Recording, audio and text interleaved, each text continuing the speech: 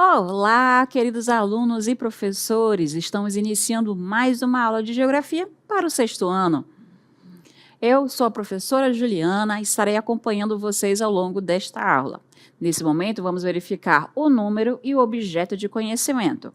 Estamos na aula de número 34, com o objeto de conhecimento Biodiversidade e Ciclo Hidrológico, parte 1, e o detalhamento Biodiversidade, Meio Ambiente, Sustentabilidade e suas definições conceituais.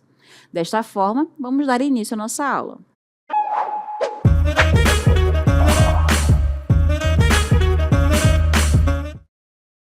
Bom, como eu falei, nossa aula vai passar por essa ideia de biodiversidade, de sustentabilidade, de meio ambiente. O que esses conceitos têm a ver conosco, com a nossa vida aqui do nosso planeta? Vai ter tudo a ver, porque a gente retira da natureza matérias-primas, os recursos naturais, para que a gente faça alguns outros produtos. A forma com a qual a gente lidar com essa extração desses recursos pode ocorrer de forma mais consciente e adequada, fazendo com que a natureza tenha tempo de se regenerar, ou, infelizmente, executando de forma predatória. Por isso que a nossa aula de hoje ela vai ser muito importante para nos conscientizar sobre essas práticas e também sobre esse meio ambiente. A gente começa a nossa aula falando sobre biodiversidade. O que é biodiversidade? Acredito que alguns de vocês já tenham alguma ideia do que significa isso. Quando a gente fala no Brasil, o Brasil ele possui uma riqueza em biodiversidade, mas vai estar relacionado a quê? Atenção a esse conceito. Olha só, a biodiversidade ela vai englobar, então, todas as formas de vida, desde, olha só, microscópicas até grandes plantas e animais. Então, tudo, né, na biodiversidade que tem vida, vamos colocar dessa forma, já que são todas as formas de vida, tem que ter vida. Então, vai envolver a biodiversidade, como nessa imagem está sendo representada. Borboleta, escorpião, tubarão, as árvores, outras plantas menores, zebras, mamíferos, né? Peixes. Então, tudo isso são formas de vida. Então, isso engloba a biodiversidade, certo? Ela vai se manifestar em todos os níveis de vida biológica, por isso que vai desde as microscópicas até grandes plantas e animais. E está presente em sistemas formados por genes, por espécies, ecossistemas e também por biomas. Mas, né, a gente vai ainda entender que vai ter uma variedade dentro dessa biodiversidade, tá ok? Então, olha só, acima de tudo, abrange a totalidade de relações e interações que ligam estas unidades de vida. Então, não é somente uma espécie de ser vivo, é todas essas espécies e como elas vivem em conjunto. Então, a biodiversidade ela vai estar interligando essas espécies, tá? Então, ó, a biodiversidade constitui o tecido vivo do nosso planeta, porque vamos estar falando de todas as formas de vida quando falamos da biodiversidade. E como é que a gente pode observar, né? Ou como a gente pode dividir a biodiversidade em níveis. A gente pode entender a biodiversidade em 3 níveis principais: em diversidade genética, em diversidade de espécies e em diversidade de ecossistemas. Quando eu estou falando da parte da genética, eu vou estar falando das variações que existem dentro da mesma espécie. Então, eu estou falando de um tipo de pássaro, o canário. Quais são as variações, as diferenças entre os canários? Então, se entre os canários tem diferença do tamanho das penas, se a alimentação, as cores. Então, as variações dentro da mesma espécie animal, tá bom? A espécie vegetal também. Na diversidade de espécies, considera a variedade de espécies em um ambiente. Então, aí eu estou falando de quantos tipos diferentes de espécies eu tenho dentro daquele mesmo lugar. Ah, naquele ambiente tem pássaros, peixes, borboletas, eu tenho minhocas, eu tenho antas, então eu tenho uma diversidade de espécie grande. Diversidade genética, só para diferenciar bem, é as diferenças da mesma espécie. Como eu falei, o exemplo do pássaro. A de espécies são todas aquelas variedades, todas aquelas quantidades de espécies de seres vivos que existem dentro do mesmo ambiente. E a diversidade de ecossistema? Ela vai se referir a essa variedade de habitats. Então, a gente vai ter florestas, então a gente tem as espécies que vivem dentro das florestas, temos diferentes espécies que vivem nos oceanos e ainda nos desertos, assim como outros ambientes. E aí eu trago para vocês essa imagem aqui, que ela vai conseguir fazer com que vocês entendam melhor esses níveis. No primeiro nível, aqui onde eu tenho esses esquilos, eu estou representando a diversidade genética. Então, esses esquilos, eles são aparentemente iguais. São todos esquilos. No entanto, um tem uma característica diferente do outro. Um pode ter um rabo mais comprido que o outro. O tamanho dos dentes, das presas, podem ser diferentes. E isso, então, é uma diversidade genética, porque entre os esquilos, eles têm diferenças entre si. Quando é diversidade de espécies, aí a gente vai estar falando dessa questão aqui, dessa quantidade de variedade. Então, eu tenho diferentes espécies. Nesse exemplo, eu tenho uma palmeira, eu tenho uma planta mais baixa, como um capim, eu já tenho uma árvore maior, como uma samaúma, por exemplo, tenho borboletas, pássaros, esquilos, no mesmo ambiente. Vocês viram que são diferentes espécies de seres vivos dentro de uma comunidade. E já a diversidade de comunidade é o todo ainda maior. Eu vou ter espécies que são parecidas, mas que têm diferenças entre si. Eu tenho uma diversidade, uma variedade de espécies de seres vivos e eu também tenho uma característica, porque aqui nesse exemplo é uma floresta. Nessa floresta vai conseguir sobreviver uma determinada biodiversidade, tanto terrestre quanto aquática. Apesar de não ter peixes aí sendo apresentados, mas a vida aquática também vai estar aí. As algas, os peixes, sapos, anfíbios, tudo isso vai estar envolvendo a parte do ecossistema, certinho? Passamos, então, a entender agora que a biodiversidade ela vai ser fundamental para a manutenção dos ecossistemas.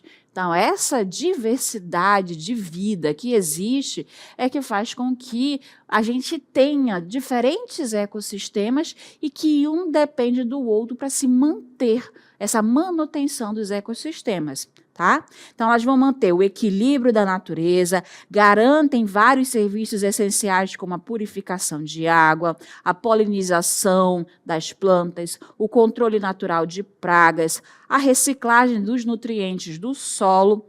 Então, a biodiversidade ela vai garantir recursos importantes para os seres humanos também, como alimentos, medicamentos, materiais, matérias-primas em geral para os seres humanos. Quando essa biodiversidade ela diminui, os ecossistemas podem entrar em colapso. Quer dizer, colapso, uma espécie de crise, de ecossistemas.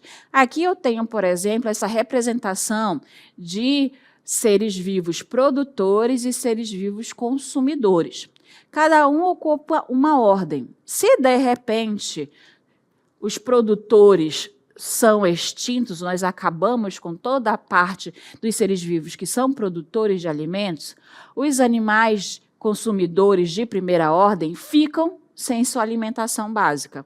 E o que acontece? Eles não têm como sobreviver. Então, vocês vão ver que vai ser uma crise em cadeia, porque mexeu com os produtores, com aqueles que consomem da primeira ordem, que não vão ter sua comida, e desta mesma forma eles vão acabar entrando em extinção. Então, eles se mantêm. Se você tira, Ah, mas a professora também tirou logo os produtores. Vamos aí fazer de conta, então, que a gente vai tirar os consumidores de primeira ordem. A cobra não se alimenta de árvores, de verduras ou de gramíneas. O que ela vai comer, já que os consumidores de primeira se alimentar, será que os consumidores de primeira ordem também não existem mais? Então, vocês estão vendo que é uma cadeia alimentar. Se retira alguma ordem desses consumidores, vai gerar problemas para a próxima ordem de consumidores. Tá, ok? E a gente vai agora seguindo a nossa aula, convidando um professor de biologia para trazer para a gente essa ideia e explicar para as ciências biológicas o que é biodiversidade. O que é biodiversidade? Esse conceito inclui toda a variabilidade de vida que existe no planeta Terra, ou seja, todos aqueles seres vivos, sejam eles microscópicos, bactérias, fungos, ou também os animais invertebrados e vertebrados e também as plantas. Todos estes, eles estão adaptados aos vários ecossistemas e eles evoluem, ao longo do tempo, adaptando-se a essas mudanças dos ecossistemas, dos habitats que ocorrem ao longo do tempo também. Então, toda essa biodiversidade, elas estão presentes em ambientes terrestres, ambientes aquáticos, na atmosfera e também no solo. Pense bem sobre esse conceito de biodiversidade e a sua influência, sobre os habitats e sobre a diversidade de vida que tem no planeta Terra. Então, aí a gente verificou a importância também para as ciências biológicas. E o professor, no finalzinho, já trouxe algo muito importante. Como que a gente cuida dessa biodiversidade?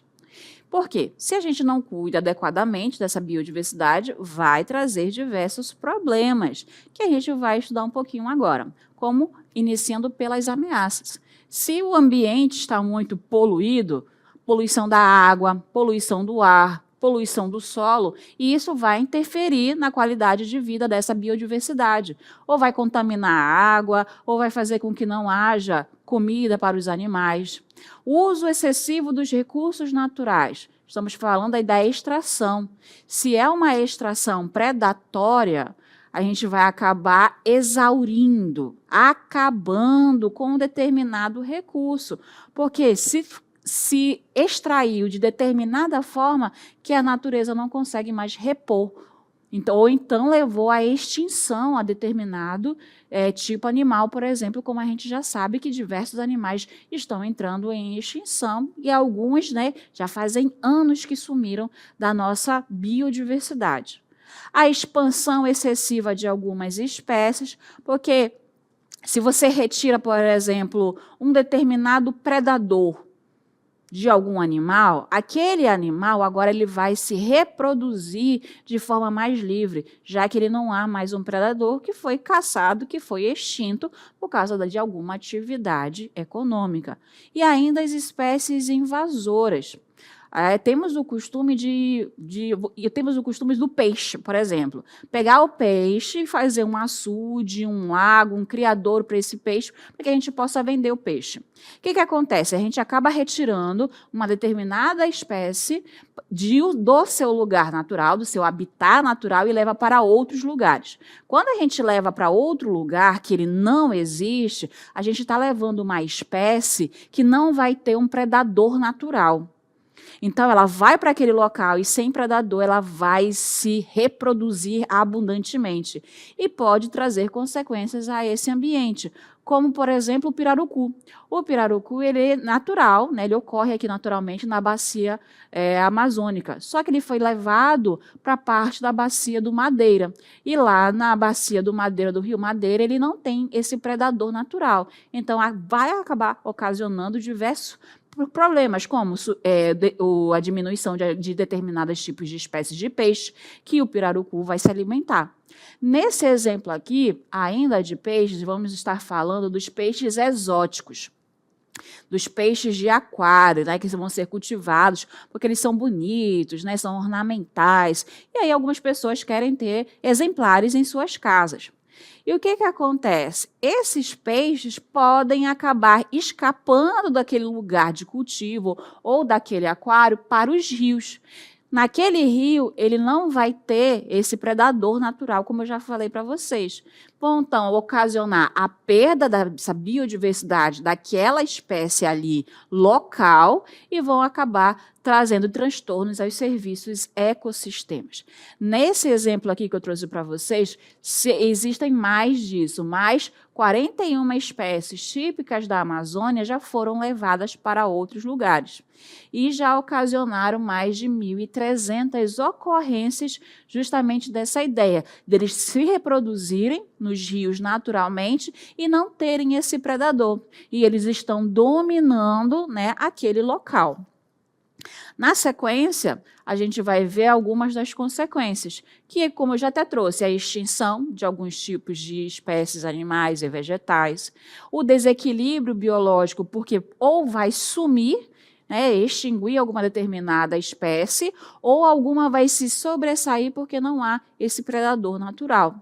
Ainda coloca-se em risco a sobrevivência dos povos e das comunidades tradicionais, porque se retira algo, as comunidades tradicionais, os ribeirinhos, os indígenas, as outras comunidades tradicionais sobrevivem, né, de retirar recursos da natureza. Se acabou da onde vem, como é que ele vai continuar sobrevivendo? Então, aí é uma consequência. E ainda perdem-se substâncias potencialmente úteis à humanidade. Alguns medicamentos são feitos diretamente de plantas. Se essa planta some, ou se aquela planta é típica de um lugar onde vai ser feito um processo de extração de minérios, e não se dá conta daquela espécie que é endêmica, ou seja, só ocorre ali, aí a gente vai ter a perda de uma substância que poderia ser potencialmente útil para a produção de medicamentos, por exemplo, tá? Na sequência, a gente vai começar a falar agora do meio ambiente. Então, a biodiversidade, estávamos falando na questão de vida, né? Todas as formas de vida. Agora, o meio ambiente, o que ele é? Ele é tudo o que nos cerca, desde o ar que respiramos, a água que bebemos, ao solo onde plantamos e também, é claro, os seres vivos que nos rodeiam. O que é interessante colocar que o meio ambiente ele é dividido em componentes bióticos e componentes abióticos. O que são os bióticos? São todos os seres vivos. Então, as plantas, os animais, os fungos, as bactérias. E os abióticos, a luz solar, o clima, a temperatura do que você se encontra, o solo. O relevo, ele é abiótico, tá ok? E aí, para falar melhor para a gente o que é, então, o meio ambiente, a gente vai novamente assistir à participação do professor Dyson, de Biologia, para trazer para a gente essa ideia, desse conceito do que é o meio ambiente. O que é meio ambiente? É o conjunto de elementos que compõem a natureza, e eles são formados pelos componentes bióticos, e estes incluem os micro-organismos, plantas, animais, inclusive o homem. E também pelos componentes abióticos, são aqueles elementos não vivos, o solo, a água, os minerais, a luz do sol, o vento, e todos esses interagem entre si. Então, os componentes tanto bióticos quanto abióticos, eles formam o meio ambiente e também com as intervenções humanas, as benfeitorias humanas, como os ambientes construídos, por exemplo. Nós, o homem, nós interagimos com todos esses elementos da natureza e com os ambientes construídos e devemos pensar muito bem as nossas influências sobre o meio ambiente. Então, para a gente entender um pouco melhor dessa ideia da interdependência que vai ter no meio ambiente, uma planta, que é um ser vivo, então ela é biótico, um componente biótico, ela precisa do quê? Luz solar, água, né, dos nutrientes do solo. Esses 3 itens, eles são abióticos. Se não tiver solo, se não tiver água, se não tiver luz solar, aquela planta não tem como continuar existindo. Então, há uma relação entre esses componentes, tá bom? Então, e o meio ambiente vai ser isso. Enquanto a biodiversidade vai estar falando da vida, das formas de vida, o meio ambiente é dessa relação entre os seres vivos e também os elementos não vivos. E a gente parte agora para esse conceito, que é um tema que já está há algum tempo na atualidade e que sempre nos põe a pensar, que é sustentabilidade. E o que é sustentabilidade? Ela é a prática de utilizar os recursos naturais, mas de forma que esses recursos continuem sendo preservados para que futuras gerações possam usufruir desse mesmo recurso. Então, tem que haver um equilíbrio das necessidades da humanidade para com a conservação do meio ambiente. Então, é utilizar, mas de forma consciente, para que se conserve, para que se preserve, né, aquele recurso. E aí a gente tem aqui a ideia de que a sustentabilidade ela vai se basear em 3 pilares, que é o lado ambiental, o social e o econômico. Talvez você já tenha ouvido essa frase. Deve ser ambientalmente correto, socialmente justo e economicamente viável, para que se tenha, então, sustentabilidade. Quando eu falo do lado ambiental, eu vou estar falando, então, de proteger a natureza, conservar a biodiversidade, evitar a degradação dos ecossistemas. Quando eu falo em pilar econômico, é promover o desenvolvimento sem esgotar, né, os recursos, garantindo que a economia funcione, mas de forma equilibrada. E o social é porque ele vai assegurar a qualidade de vida, a justiça social, o bem-estar para todas as pessoas. Então, não por exemplo, retirando todas as castanheiras da floresta para poder ter castanhas suficientes no mercado. O que isso vai ocasionar? Problemas para as sociedades que vivem da coleta da castanha. Então, tem que ser socialmente justo atender ao mercado, lado econômico, mas, ao mesmo tempo, sem deixar de atender àquela população que vive da extração desse recurso. E qual é a importância, então, da sustentabilidade? Preservar o meio ambiente, para quê? Proteger a diversidade biológica, né, tanto para a saúde do ser humano quanto para a saúde do planeta. Garantir o bem-estar futuro, porque dessa forma, adotando essas práticas sustentáveis, a gente vai fazer com que essa natureza, esse meio ambiente, essa biodiversidade esteja também para as gerações futuras. Equilibrar ecossistemas, porque nós, seres humanos, estamos, né, tendo uma relação direta com os outros seres vivos. Então, como harmonizar essa nossa relação dos seres humanos com os ecossistemas? Ainda, combater mudanças climáticas, como, por exemplo, reduzindo as emissões de carbono. Né? Nós utilizamos o petróleo, que ele vai emitir gás carbônico, gás carbônico não, os gases de efeito estufa, como o monóxido de carbono, que eles vão trazer consequências para a atmosfera. Ainda, promover desenvolvimento sustentável para que se busque o desenvolvimento de atividades econômicas, mas sem comprometer os recursos. E ainda, alcançar a inclusão social e justiça, criando sociedades mais justas, porque elas vão continuar a ter um recurso a ser explorado. A gente vai agora, mais uma vez, recorrer ao professor Dyson para que ele explique para a gente o que é, então, a sustentabilidade para as ciências biológicas. O que é sustentabilidade? É o conjunto de recursos da natureza que são usados para atender às necessidades do presente. Esses recursos naturais eles podem ser renováveis e não renováveis, e incluem água, o solo, os minerais, também as plantas, os animais, o vento, a luz solar. Todos estes recursos da natureza, eles devem ser usados de forma responsável para não comprometer também o atendimento das necessidades das gerações futuras. Por exemplo, nossos filhos e os nossos netos, que ainda vão nascer. Os recursos naturais, eles devem ser usados com regularidade, com uso responsável, para que então eles possam garantir as necessidades do presente e também as necessidades futuras. Pense bem sobre as suas ações, sobre o uso sustentável desses recursos naturais. É por isso que agora a gente vai falar sobre os povos da floresta e a relação que eles têm com esse conceito de sustentabilidade. Os povos das florestas são os indígenas, os ribeirinhos, as comunidades tradicionais que vão viver da floresta. Então, eles têm uma relação mais íntima, mais direta com o meio ambiente, porque eles vão depender diretamente dos seus recursos naturais para a sua sobrevivência.